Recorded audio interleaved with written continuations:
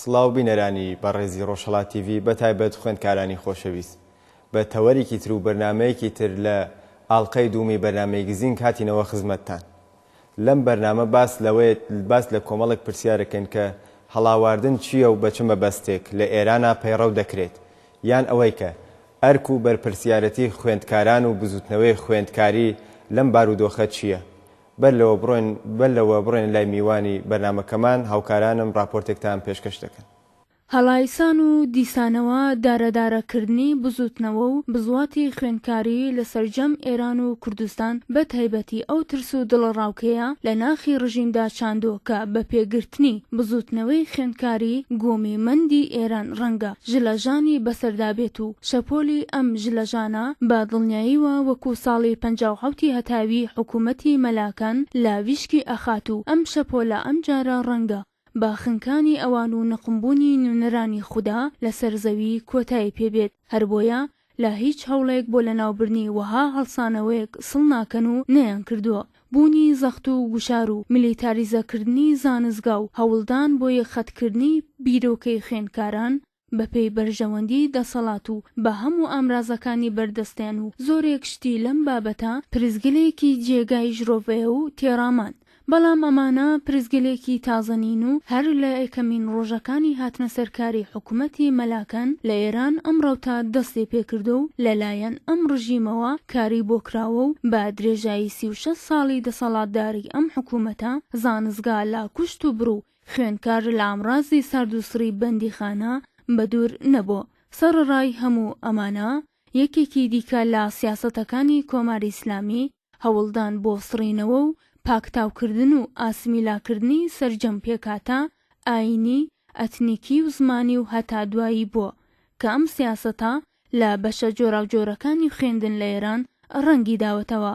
ڕێگەنەدان بە درێژەی خوێندنی خوێندکارانی بەهایی و وەرنەگرتنیان لە زانستگاکان، سەرڕایهێنانی دەرەجە و پێگەی باش لە تاقیکردنەوەکان نمونەیەکی ئەم سیاسەتەی کۆماری ئیسلامیە. هەڵاوەردن لە هەموو جومگەکانی دەسەڵات و لا وەزارەتی پەروەردەش وەکو جومگەیەکی سەرەکی لەم سیستما دژە مرۆڤیە پەیڕەو کراوە و دەکرێت. خوێندکاری کوردیش لەم هەڵاوەردن و جیاوازدانانەی ئەم ڕژیمە بێبەش نەبوو، بگرە ئەگەر لە هەمویان زیاتر نەبوو بێت کەمتر لە باقی کەمایەتەکانی دیکەی ئێران چیوەی ئەم هەڵاوەردن و بربەستانەی نەخواردووە.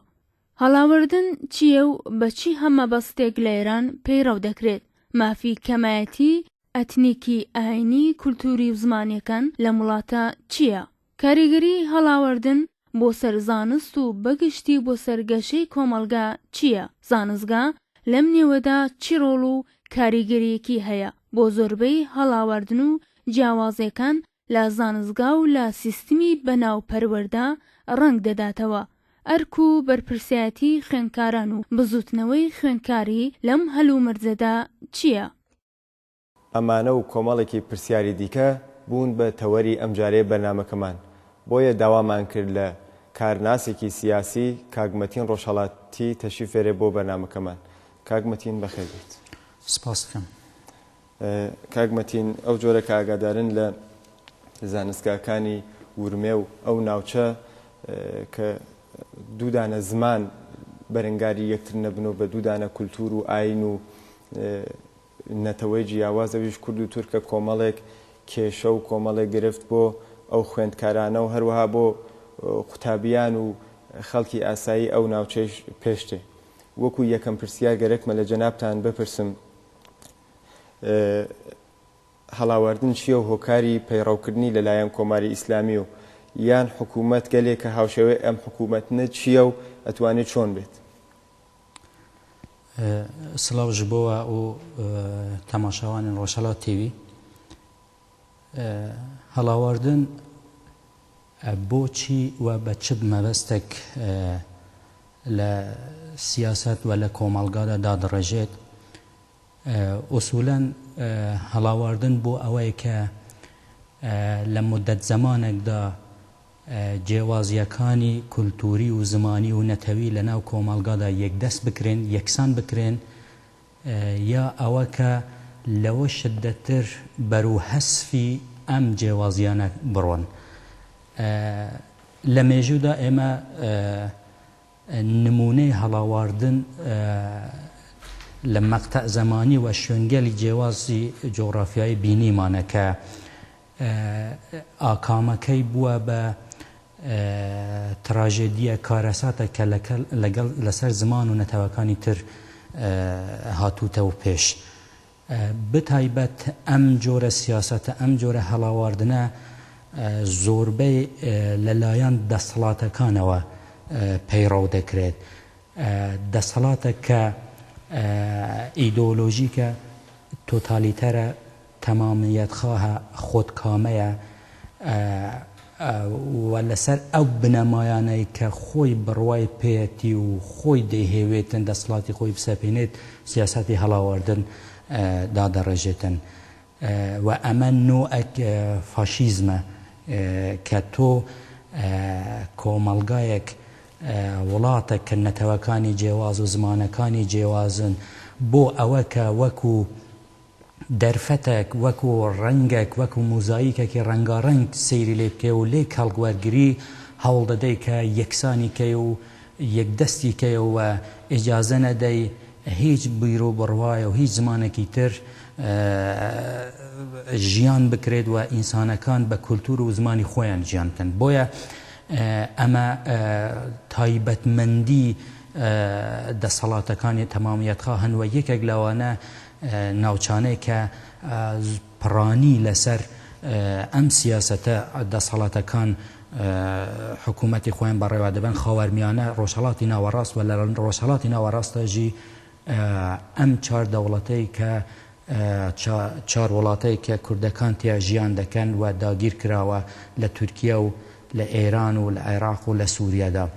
جا هەر دەسەڵاتێک کە لە وڵاتانەدا بەسەر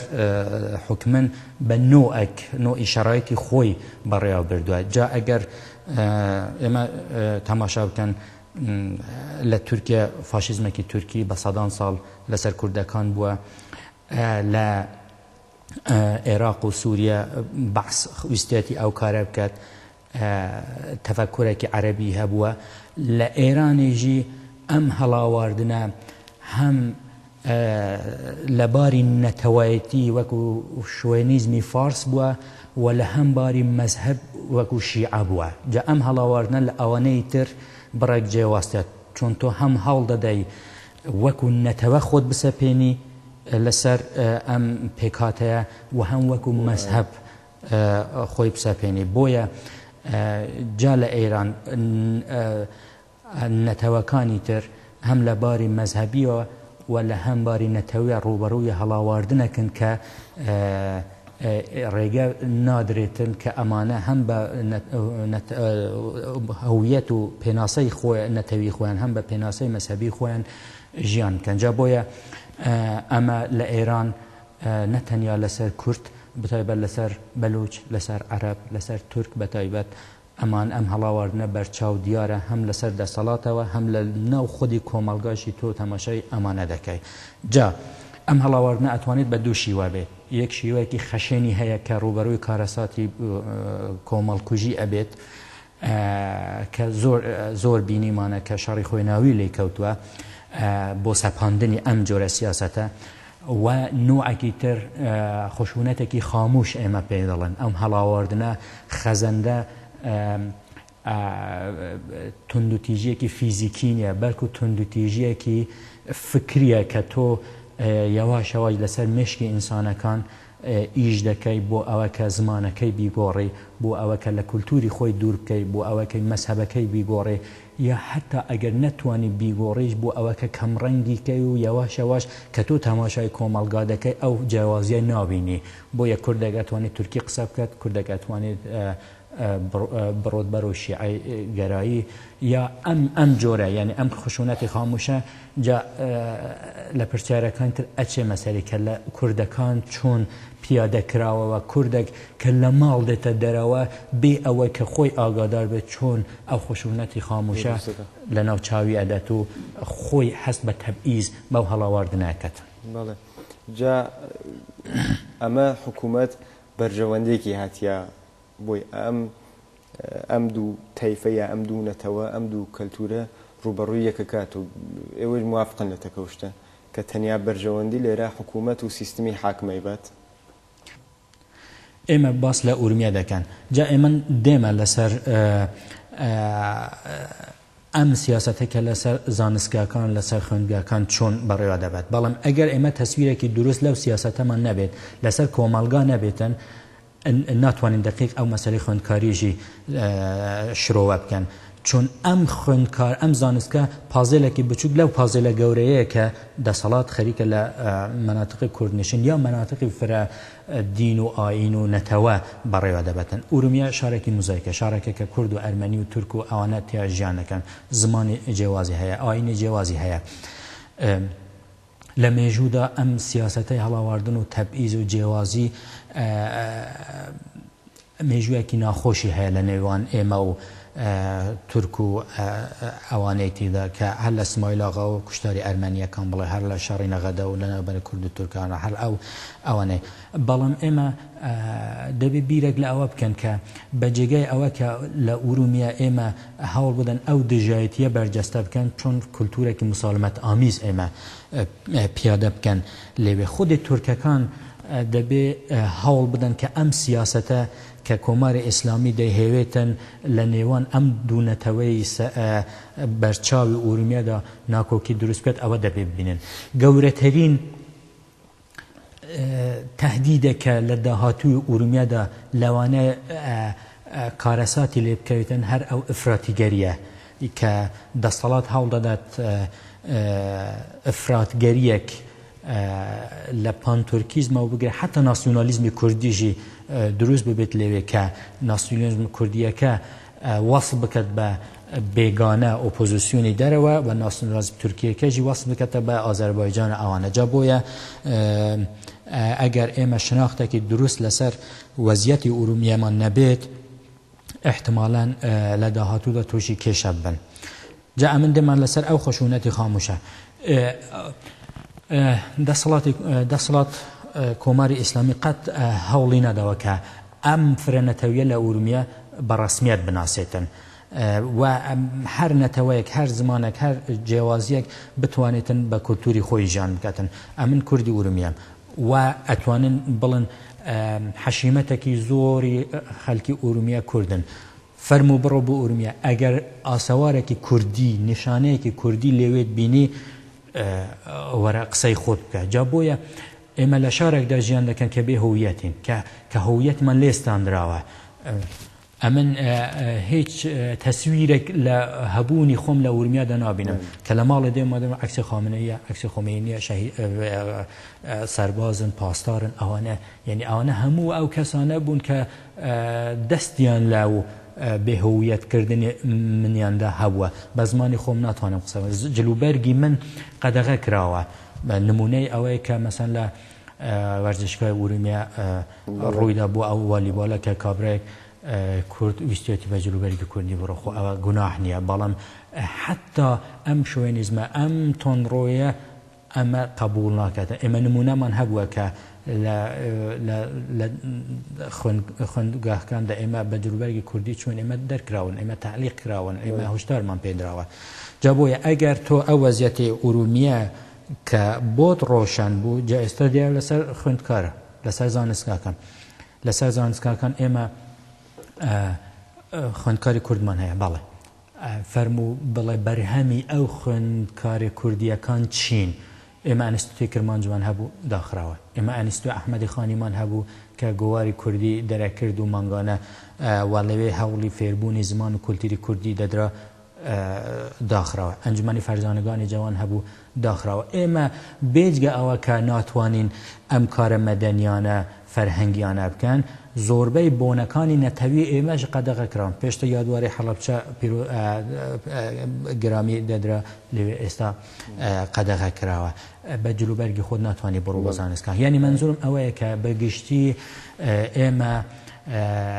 لە بەتنی کۆمەڵگا کە لە پێکهاتەکانی ئەبتداییەوە بگرە هەتا زانستگاکان لە شۆغلیەوە بگرە هەتا ئەدارات لە هەموو بارەکە ڕوبڕووی ئەو هەڵاواردنین ئەچی سەپتنام دەکەی کوردی بەڵێ مەساف سنی تەلەفۆنت بۆ دەکەن یعنی ئەوە تۆ لێرە قبول نەکراوە یعنی لە هەموو بارەکانی ژیانی ئەو کۆمەڵگایەدا تۆ تووشی ئەو هەڵاواردنە دەبێت ئەچی بە بانک دەبێت تورکی قسە بکەم معلم دێتە سەر کلاس تورکی قسە دەکات یعنی تۆ ئەحساس دەکەی کە ئەسەن جۆرێک سیاسەت لێرەدا دەڕۆژاوە کە تۆ ئەسەن یا بڵێ من کورد نیم یا ئەگەر وتیت کوردم دەبێ لێو شارە ژیان نەکەی چاوێکی جیاوازتر هەروانن من لێرە گەرەکمە ئاماژە بە دوو هەواڵ بکەم و خاڵێک زۆر گرنگیش بخینە بەرچاو باس و لێکۆڵینەوەی لێ بکەین ماوەیەک لەوە پێش بنەماڵەی یەکێک لە یاریزانانی کورد چوون بۆ یاریگای لە یاریگاکان ورمێ و تماشای یاریەکیان کرد بەڵام بە جلوبەرگی کوردی ڕۆشت بوون و لەوێنا بێحورمەتیەک و تەوهینێکی زۆریان پێکرا ئەمە وەکو هەواڵێک وەکو ئەوەی کە دەرگیریەک ناو ئەم کورد و تورکە لەلایەن حکوومەت دروست بووە و هەواڵە تریش باس لەوە کرا کە خوێندکارانی یەکێک لە زانستگاکانی ورمێ زانستگای علوم پزیشکی بەهۆی کەمبوونی ئیمکانات و بەهۆی نەدانی ئەو مافانەوە ئەبێ بە تاکێک دانیشتجوو بدرێت خۆپیشاندانێکیان لەبەر سلف سرویسی دانیشگانیشاندا ئیسا ئەو خاڵەوە من گەرەکمە ئاماژەی پێ بکەم کاریگەری ئەم هەڵاواردنە ئەگەر ببێت بەسەر خەڵک و بەتایبەت خوێندکارانی ورمێ ئەوێتە باعیسەوە ئەم خوێندکارانە چالاکیەک نەکەن بەڵام ئەم خوێندکارانە بۆ جەریان فەرهاد پەیروودپوور ڕۆشتن کەمپینێکیان بەناو لایەنگران فەرهاد پەیروودپووردانە ئەمە یا ئەوەی کە لە زانستگاکە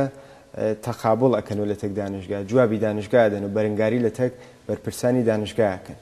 ئەم کاریگەریە هەم بە شێوەی منفی ئیسە بازمان کرد بە شێوەی نگاتیڤ لە لایەکی دیکەوە ئەو هەستە پەرەی سندووە ئەو هەستە نەتەوەیی و ئەو هەستەی کە داوای مافەکان خۆت بکەیت لە نێوان زانستگاکان و خوێندکاران و قوتابیانی ورمێ و حتا شارەکانی دەوروبەری ئەو جۆرەکە من هەر بۆ خۆم بینیومە لە نەقەدە ئەم شتمە بەڕاستی بینیوە بیرروڕای ئێوە چییە؟ ئێمە دەبێ قبول بکەین کە وەکو کورد بۆ ئێمە ژیان مبارزەیە یعنی ئێمە لە هەر شەرایەتێکدا بن لە هەر شوێنێک بن نوعی ژیانی ئێمە گرێدراو بە مبارزەیەکە کە دەبێ هەر بەرەو پێش بڕۆت هەڵا ئەم نەسلە و نەسلەکانی تر دێن و دەڕۆن بەڵام ئەمە ماوەی ئەو سە ساڵە هیچ لەو فۆرمۆلە نەگۆڕەوە ئێمە بۆ جەریانی خوێندکاری کە لە ئورومیا هەیەتی ئەمە ئەزانین کە هەڵاواردن ڕێگریەکە بۆ سەرکەوتنی خوێندن لە ئاستی بەرزدا نمونەی زۆر بەرچاو من هەیە ئێوە تەماشا بکەن ئەم خوێندکارە تا ڕادەیەک دەڕۆت کە ئیتر ناتوانێت بەرەنگاری بکات ناتوانێت مقاومەت لەگەڵ هەڵاواردنەکەت ئێمە ڕوبەرووی سەدان نمونە تەرکی تەحسیلمان هەیە لە ئورومیادا یعنی واقعیت پێت بڵێن تۆ لەو دەرگای دەدەی لە بەرامبەردا وێستەوە لەو دەرگای لە بەرامبەردا وێستانەکە یعنی ناچار دەبی یا ئەم وەزعیەتی ئێستایی کە هەیەی قبول بکەی یا مەجبوری تەرکی تەحسیل بکەی وەرە بە دۆکومنتەکان و داینە پێشەی خۆن دووبارە ئشارە دەکەم مەسعود شەمس نەژاد وەکالەتەکان لێستاندرەوە بەڕێوەبەرانی ئەنستۆی خانی کە بە ساڵانێک بوو لەوێ کاریان دەکەن مەجبوریان وڵاتیان بەجێهێشتووە و هاتوونەتە دەرەوە ئەوانەی کە هەیەنە تەرکی تەحسیلیان کردووە بە سەدان نمونەی لیسانس و فۆق لیسانسمان هەیە کە ئێستا بێئیشن ستارەدارن بەڵێ ستارەدارن چوونە بێتم یەک شتێکە ئێمە دەبێت زۆر دقت بکەن ئورومیە نسبەت بە شارە کوردیەکانی تر جیاوازی زۆری هەیە ئەگەر ئەو جیاوازیانە ئێمە نەبینن تۆ لە مەهابەت ئەتوانی بە جلوبەرگی کوردی بڕۆی تۆ لە مەهابەت ئەتوان لە نەشریەکی کوردی بنووسی لەسنە ئەمن خۆم ئەم جیاوازیانە بینیمە بۆیە هەزمکردنی بۆ من سەخت بوو مەسەن لە سنەدا کارمەندی بانکێک ئەتوانیت کورد بێتن معلمێک ئەتوانیت بە کوردی قسە بکەتن ئەو شارە ڕەنگە بووی کوردیەکی دیارە بەڵام لە ئورمیا ئەو شتانە نین تۆ لە ئورمیا بڕۆی هەر ئەدارەیەک دەبێ بە تورکی قسە بکەیت دوای ئەوەی کە تورکی لەگەڵ قسەت کرد ئەتوانی بزانانی ئەمە کوردە یان تورکە زمانی ئەوەل تورکیا جا بۆیە لە ئورمیا تۆ دەبێت دەر لە ماهیەتی خۆت پێکاتە کۆمەڵایەتیەکان ئەرتباط بگیری ئەوانە بەڵێ ئێمە لەژێر دەسەڵاتێکدا ژیان دەکەن کە هیچ جۆرە مبارزەیەک و چالاکیەک بۆ خوێندکاران نادرێتن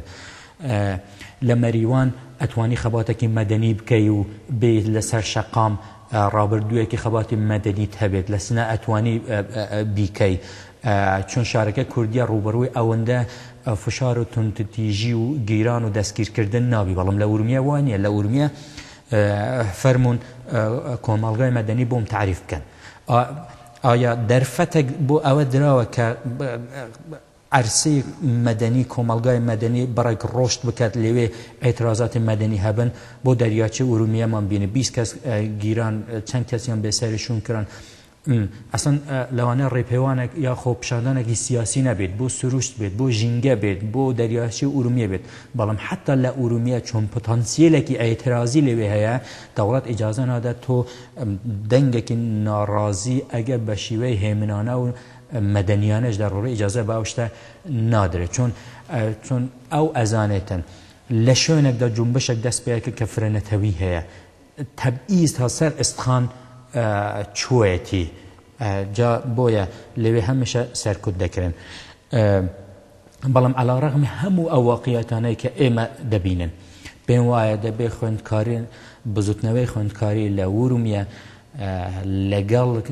کرمان زمانە لەگەڵ سۆران زمان تێکەڵ ببن لە تەجروبیاتی یەکتر کەڵک وەرگرن بۆ بەڕێوەبردنی خەباتی خوێندکاری و بۆ ناسینی ڕەوەندشناسی شاری ئورومیە لەگەڵ یەک هاوکار بن لێوێ دەست بە نووسین بکەن هەوڵ بۆ گۆوار هەوڵ بۆ دامەزراندنی ناوەند NGO و حتا کاڵگوەردن تەجروبیاتی ئەوانەی کە پێشتر ئەو کارانەیان کردە پێم وایە هەمیشە لە تەوای سەردەماندا حکوومەت دەسەڵاتی ناوەند هەوڵی داوە کە ئەم دوو زاراوەی لە یەکتر جیاواز بیکاتەوە نەهێڵیت نێزیکی یەکتر ببیت من لە مێژە ئەپرسم لە مێژە قسەکردنم لە تەک خوێندکارانێکە لە ئێستا خەڵک گورومێژ نەبوێتن بەڵام بە تایبەت ئەوانەیە کە خەڵک گورمێ و نەغەدە و ئەو شارانێ ئەو ناوچە بووە پرسیارم کردووە کە بەڕاستی باس لەوەکەن کە تۆ ئەگەر ئەوڵەن کوردی قسەکردن لە محیتی زانستگا بەڕاستی قەدەغەیە و ئەگەر کەسێک گەرکی بێ بە زمانی کوردی قسە بکات لە مافەکان وەکو هەر تاکێ دانەژوو لە حتا غەدری لێ ئەکرێت یعنی ئەوەی کە من ڕەفێقی قسەی بۆمە کرد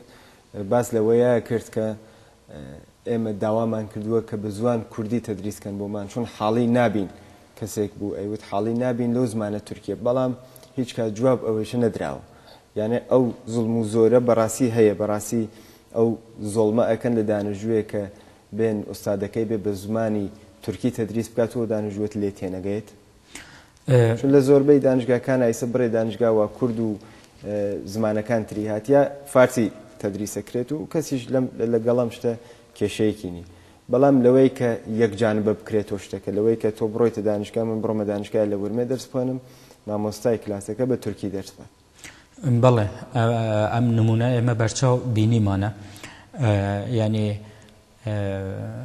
معلم ئوستاد هاتووە سەر کلاس و بە زمانی تورکی قسەی کردووە ئەگەرچی ئێمە خەڵکی ئورمیین و تورکی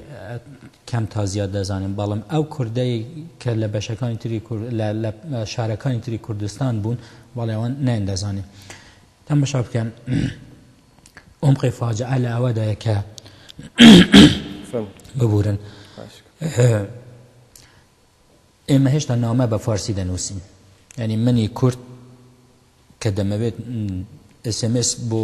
هاوڕەیەکی خۆم بنێرم کە ئەویش کووردە لەوانەیە برای منە لەوانەیە ئاموزای منە بە فارسی دەنووسن یعنی حتا ئەو حەدە بێبەش کراوین جا بۆیە ئێمە لە ئورمیا نە زمانی نووسینمان هەیە نە پەرەی پێدراوە نە ئەهەمیەتی پێدراوە نە خۆمان هەوڵمانداوە کە ئەمە ئیتر بیکەن بە ئەمری واقع جا بۆیە ئەمانە واقعیەتی کۆمەڵگای ئێمەن بەڵام وتم ئەو واقعیەتانە هەموو لە بەرچاوم کەس ئەوەنە ئینکار ناکاتن بەڵام بۆ ئەوە کە ئەوە نەمێنێت دەبێت چی بکەین پێم وایە بزوتنەوەی خوێندکاری ئێستا لەو سەردەمەدا بە هەبوونی ئەو ئیمکاناتی ڕاگەهاندن و ئینتەرنێت و ئەوانەی کە هەیەی دەبێت فعالتر بێت ئەرکێکی زۆر لەسەر شانیانەکە بتوانن ئەم دووزارەوە جیاوازە نێزیکی یەکتر بکەن و هەوڵ بدەن کە لە ڕێگەی کە یاساکان دەرزیان تایە بتوانن لێ و کەڵک وەرگرن و بەڵێ ببوون من دقیق گەرەکم بوو بێمە سەرەوە باسە کە ئالەم هەلومەرجە ئایا خوێندکاران ئەبێ دژایەتی بکەن لە تەگە و سیستمە کە دیکتە ئەکرێ بەسەریانە یانێ دیکتە بە معنی کەلیمەی دیکتە بەڕاستی ئەکرێ بەسەریانە ئایا ئەبێ دژایەتی بکەن یا ئایا ئەبێ لە فاسهایەکی چالاکی خوێندکاری و چالاکی مەدەنی لەگەڵم شتە دەست و پەنجە نەرم بکەن لە شەرایەت لە هەلومەرجێک کە ئائیسا حاکمە لە ئەو شارانە ئێمە چاو لاوە بکەن بڕێک یاساکان هەن کە تەبسەرە گەلی خۆی هەیەی پێم وایە بزوتنەوەی خوێندکاری وەکو دینامیکی کۆمەڵگایە کە ئەتوانێتن مۆتۆری محرکە بێت دەبێت نەوێستێت ئەو بزوتنەوەیە زۆربەی ئەنقلابەکان زۆربەی شۆڕشەکان هەل لە زانستگاکە دەست پێ کردووە جا بۆی ئەهەمیەتی زانستگا لە ئەوەدایە کە ئەگەر زانستگای نەتەوەیەک زانستگای کۆمەڵگایەک زیندوو بێت بە معنای ئەوەی کە ئەو کۆمەڵگای زیندووە و ئەتوانێت گۆڕانکاری لە خۆیدا دروست بکاتن جا بۆیە ئێمە دەبێ هەوڵ بدەن لەو دەرزانەی کە لە ناو قانونی ئەساسی ئێران هەیەی کەڵکی وەرگرن بۆ وەرگرتنی مجەوزی نەشریە بۆ وەرگرتنی مجەوزی NGO NSTO یا هەر جۆرە ناوەندێکی تر بێتن و پێم وایە خۆ قەرار نییە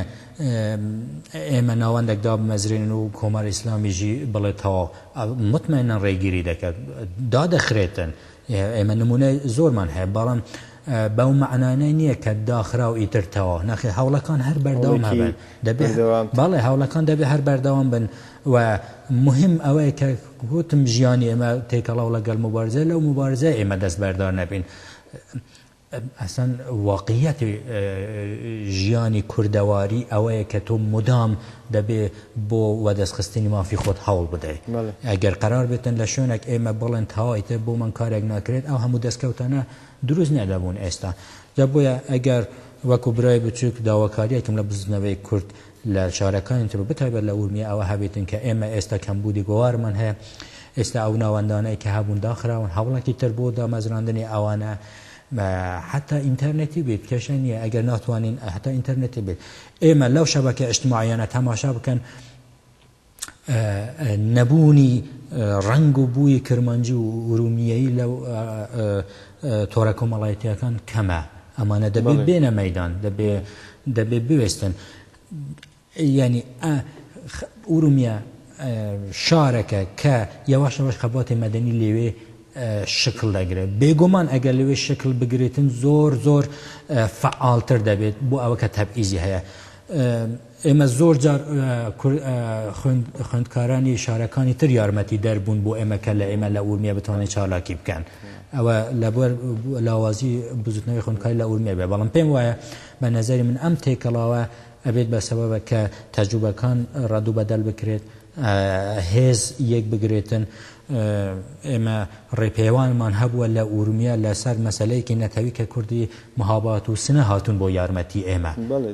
و ئەمە دەبێت لە داهاتوودا ئەو یارمەتیەدانە ئەوەندە تێکەڵاو بێت کە بەڕێیەکی محکەم پێ بدرێتن نەتەنیا بۆ ڕێپەیوان ئەسن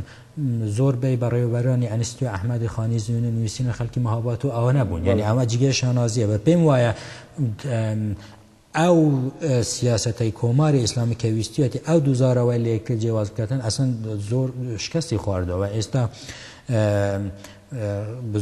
ینی کەسێکی خوێندکار دێتەوە بۆ ئورومیە وەکو شارێکی کوردی یارمەتی پێ دەدرێت و ئەوەنە ئێحساسێکی ئەوە کە کوردی ئورومیە لی نێزیک نابێت و لەگەڵ دانوستانی نییە ئەو شتانە نییە بەڵکی لەو پەیوەندیە ئێمە زۆر کەسی باشمان ناسیوە ئێمە حتا ڕاوەتە فامیلی دروست بوونە لەو جریانەدا و ئەمە بە نەزەری من دەبێ زۆر پەرەی پێ بدرێتن وەکو دوایین باسمان کاگوتی زۆرەکە خۆتان شارەزاترن لەم زەمینە شاری ورمێ شارێک بووە کە لە بوار مبارزاتی و حداقل هونەری کولتوری و شارێکی بەمێژوو لەو پرسە دەوڵەمەند بووە ئەمانە ئەبێتە بەهانەیەک ئەمانە ئەبێتە بۆنێک کە خوێندکاران کەڵکی لێ وەربگرن و ئیدامەی بن ئەمە باسێکە باس دووم ئەوەی کە خوێندکارانی شارەکانتر ئەتوانن ببن بە یارمەتیدەر ئەو شارانەی کە ئیسە هەر جیاواز لە ورمێژ ئەو شارانەی کە حکوومەت خەریکە بەڕاستی ژینۆسایدێکی زمانی و ژینۆسایدێکی کەلتوری واردەکە و بوو باسان لەسەرمە کرد بەڵام لەم حاڵەتە کە خوێندکارانی شارەکانتر یارمەتیدەری شارێک وەکو شاری ورمێ ببن وەکو شارێک نەغەدە ببن بەو مێژووە دەوڵەمەندە و شاری ورمێ هەسی داهاتوو چۆنە بین ئێمە لە ورمیا لە باری خوێندن و نوویسیندا فعلەن ڕوبەرووی زەمینێکی بکرین زۆربەی مێژووی خەڵکی کرمانجی ئەو منتەقەیە هێشتا نەنووسراوە ئەمە خۆی فاکتەرێکە کە ئەتوانی لەسەری کار بکەی زۆربەی مێژووی کە دەوڵەمەندی باز دەکەن لە ئەو منتەقە بەدەستی خەڵکانی تری کە سەفەریان کردووە بیستویانە نووسراوە بۆیە من ئەڵێم هەر لە ماکووە بگرە هەتانی ئورومیە زۆر ڕووداوی مێژوویمان هەبووە کە تەسیر لەسەر بزوتنەوە داناوە و هێشتا میراسەکانی ئاوا بەڵێ هێشتا بەڵام میراسەکانی بەرچاون هێشتا مەکتوب نین ئەمە دەبێ لەسەری کار بکرێتن دوای ئەوە ئێمە لە ورمیە دەبێ سەرژمێری بکرێت دەبێ کلاسەکانی جیاواز بێجگە لەو کلاسە مەدرسە کلاسە دەرسیانەی کە هەنە دابنرێت بۆ فێربوونی زمانی کرمانجی یا حداقل سۆرانی کە لێوێ بتوانن کوردی قسە بکەن ئەگەر ئاکادمیک ژی نەبیتن حداقل ڕێک و پێک بیت کە بتوانین مەبەستی خۆی بگەێنێتن ئێمە لەوێ کلاسی موزیکمان نییە موزیکی کرمانجی فەرمونون لە پارچەکانی تری کوردستان حتا ئاسمان ڕۆشتووە بەڵام ئێستا لە مناتقی ئێمە هێشتا لە ئاستی زۆر ئاماتۆرداما کە دەبێ ئەو کلاسی موزیکانە دابنرێتن و ناسینی کولتوری جیاوازی سۆران و کرمان دەبێ لەوێ پەرەی پێستە یعنی منزورم ئەوەیە ئێمە لە ئورومیادا ئەگەر بزوتنەوەی خوێندکاری بیهێوێت ئێرادە لە خۆی نیشان بدەتن کە هەتا ئێستاژی بووە کارەکان فۆرمۆلە بکرێت ئاژانسی خەبەریمان ئەتوانێت ببێت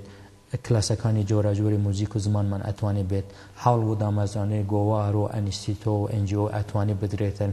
یعنی ئەمە ئەم بزوتنەوە دەبێ ئەو ئەرکانە بەجێبێنێت لە داهاتوودا بڵێ کە ئەم ئەرکانیشە ئەم بەرپرسیارەتیشە تەنیا تەیفێکی نخبە و خوێندکار بەڕای من ئەتوانن ئەو کارە بکەن گەیشتینە کۆتایی بەرنامەکەمان کاکمەتین ئەگەر پەیامێک یا قسێکتان هەست بە زاراوەی شکاکی ئەتوانن بە تایبەت پێشکەشی خەڵکی لە پەیام زیاتر قسە ئەوەیە کە ئەز ژ خەڵکێمە دخوازم خۆی زمانی خۆ دەرکەون کێم زێدە بە کرمانجی بنووسن بخوێنن هەوڵ بدەن بیرەوەری خۆن بنووسن ژ بیر نەکەن و چالاک بن وێ دەرێ تێکەلەیەکی غیر مستەقیم نەڕاستەخۆ گەل بزوتنەوەی خوێندکاری حتا بزوتنەوە دەروەی وڵات دابنێن ئەنی بوێ ڕواڵەتێ خودی کولتوری خۆ دەرکەون خودی چاندە خۆ دەرکەون بەڵێ زۆر سپاس دەکەین کاکمەتین بینەرانی خۆشەویست بۆ جارێکی تر گەیشتینە کۆتایی بەرنامەکەمان ئەمە ئادرس فەیسبووکەکەی ئێمەس ئێوە ئەتوانن بیر و ڕاو بۆ چوونەکان خۆتان بۆ باشتربوونی بەرنامەی گزینگ بنێرن بۆمان تا کات و ساتێکی تر ماڵەوە سپاس کاکمەتین.